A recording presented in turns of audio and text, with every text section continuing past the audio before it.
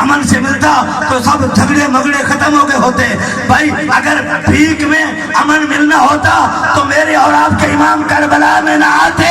حسین کا کربلا میں آنا اس بات کی بیان دلیل ہے کہ حسین امن تلاش نہیں کر رہا تھا, حسین اللہ کی ملاقات تلاش کر رہا تھا. 2 بجے شملہ پہاڑی آپ کو اس مجلس حسین کا صدقہ آواز دے رہا ہوں, وہاں پہنچ رہا ہوں, میں پہنچوں گا انشاءاللہ. آپ کو تنہا نہیں چھوڑیں گے, آپ کے ساتھ جئیں گے, قوم کے ساتھ مریں گے, قوم کے ساتھ رہیں گے. جیسا وقت آئے گا ہم آپ کے ساتھ ہوں گے. زندگی رہے تو بھی آپ کے ساتھ ہیں, مر گئے تو بھی آپ کے ساتھ ہیں, جیل میں چلے گئے تو بھی آپ کے ساتھ ہیں, ذبح ہو گئے تو بھی آپ کے ساتھ ہیں. آپ سے ایک ہی گزارش کرتا ہوں, آپ ہمارا ساتھ دیں, آپ ہمارے ساتھ رہیں.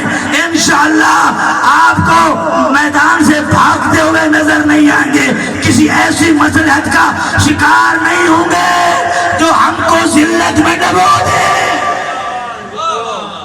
اے دوستان محترم, آپ یکم ربیع الاول کو اس اتوار جو آ رہا ہے, گزارش ہے آپ ضرور پہنچے.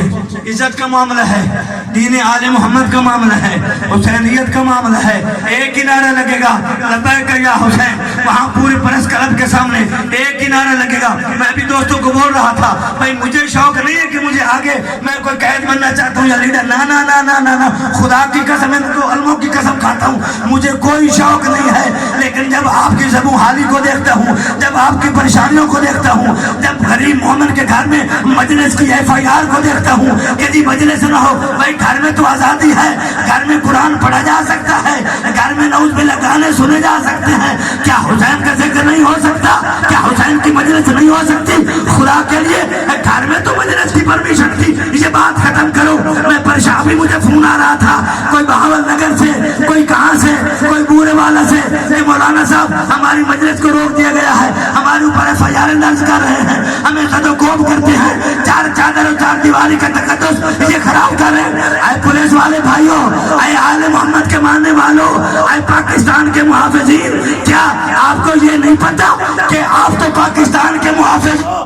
حسین پورے اسلام کا